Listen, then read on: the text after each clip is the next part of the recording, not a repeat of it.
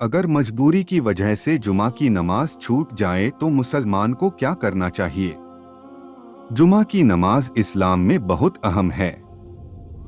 अल्लाह ताला ने कुरान में फरमाया, ए ईमान वालों, जब जुमा के दिन नमाज के लिए पुकारा जाए तो अल्लाह की याद की तरफ दौड़ पड़ो और कारोबार छोड़ दो।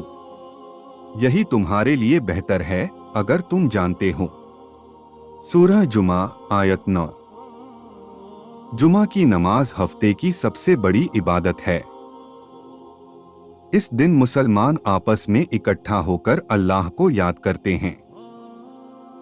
हदीस में आता है, जो शख्स जुमा के दिन गुस्ल करता है, जल्दी मस्जिद जाता है, ध्यान से खुतबा सुनता है और नमाज पढ़ता है, उसके हर कदम पर 1 साल की रोजा नमाज का सवाब लिखा जाता है। तिर्मिजी। अगर कोई शख्स बीमार है या सफर में है या ऐसी मजबूरी में है कि जुमा की नमाज पढ़ना मुमकिन नहीं है तो वह गुनहगार नहीं होगा।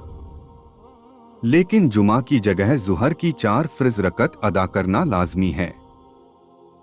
यानी जुमा न पढ़ सके तो सीधा जुहर की नमाज पढ़ ले।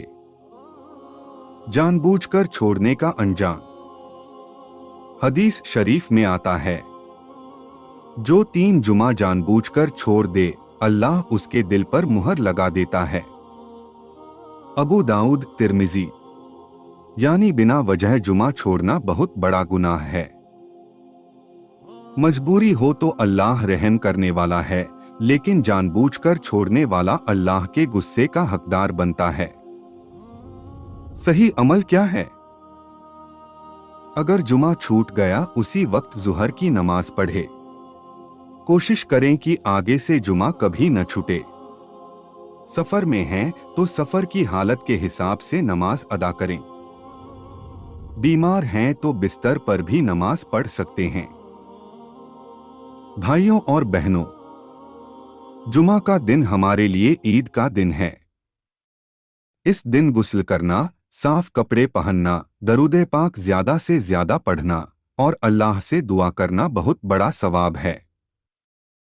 अगर कभी मजबूरी से जुमा छूट भी जाए तो मायूस न हो, बल्कि तुरंत जुहर की नमाज अदा करें। याद रखिए, मजबूरी में छोड़ा हुआ जुमा माफ है, लेकिन गफलत या आलस्य से छोड़ा हुआ जुमा बड़ा गुनाह है। अल्लाह ताला हम सबको जुमा की नमाज की पाबंदी करने की तौफीक अता फरमाए।